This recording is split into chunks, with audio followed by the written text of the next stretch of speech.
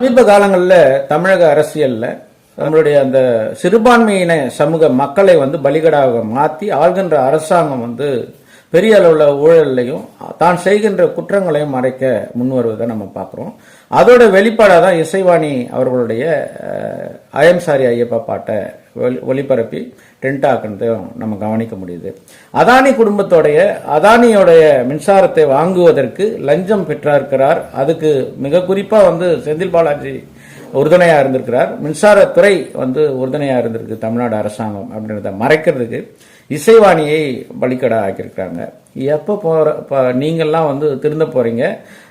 உங்களை போன்றவர்கள் ஒரு அந்த ரொம்ப சாதாரணமா கிராம சொல்லால சொல்லுவாங்க, அது நாய் தானப்பா, குலைக்கிற நாய்க்கு ஒரு எலும்பு துண்டை போட்டா போதும் அப்படின்ற மாதிரி இன்னொரு எலும்பு துண்டை போட்டு இதை மறைக்க முயற்சி செய்திருக்கிறார்கள்.